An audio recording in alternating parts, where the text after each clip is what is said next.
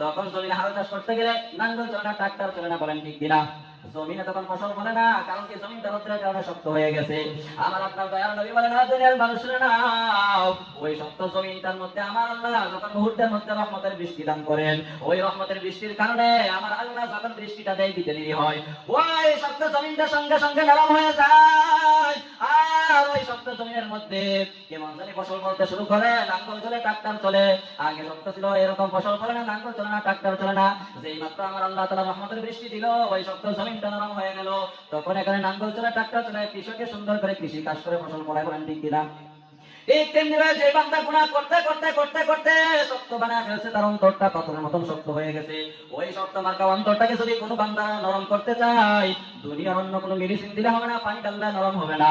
একমাত্র হিকমতপূর্ণ কোরআনের কথা, আমার নবীর হাদিসের বয়ান। যে সমস্ত বান্দাগুলো কোরআনের মাহফিলে ওয়াজ মাহফিলে আইসা শুনবে, আমার নবী বলেন, ওই কোরআনের বরকতে আমার আল্লাহ তাআলার রহমত সাকিনা নাযিল করবে।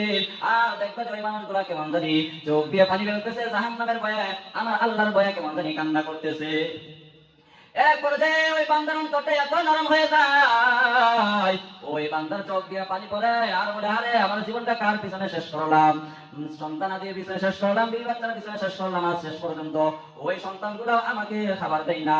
এইভাবে বান্দা বুঝতে পারে, আর বুঝতে পারে যে আমার আল্লাহ ছাড়া আর কোনো মাবুদ নাই। ও মুসলমান, আজকে আমরা দুনিয়ার রং তামাশায় পড়িয়া এক পর্যায়ে আমরা এত শক্ত হয়ে গেছি, আজকে আমাদের নামাজের খবর নাই, রোজার খবর নাই, হজ করা, যাকাত দেওয়ার খবর নাই।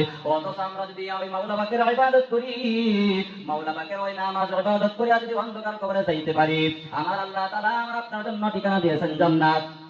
আল্লাহ তাআলা বলেন, ইন্নাল্লাযীনা আমানু ওয়া আমিলুস সালিহাতি কানাত লাহুম জান্নাতুল ফিরদাউসি নুজুলা।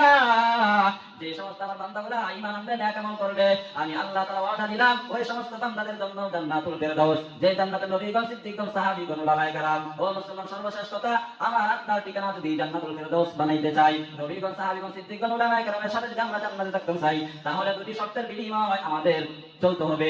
চলবো তো ইনশাআল্লাহ। দুটি শর্ত হলো রেজা বিল কাযা তারিকা ইয়া রাসূল।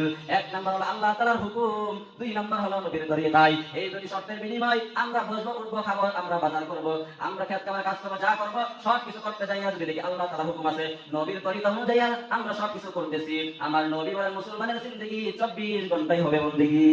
আল্লাহ তাআলা আমাকে আপনাকে সকলকে আল্লাহ তাআলার হুকুম, নবীর তরিকা অনুযায়ী জীবন যাপন করার, চলার তৌফিক দান করুন। আল্লাহ তাআলা সকলকে ইসলামের উপর চলার তৌফিক দান করুন। সকলে বলে আমিন।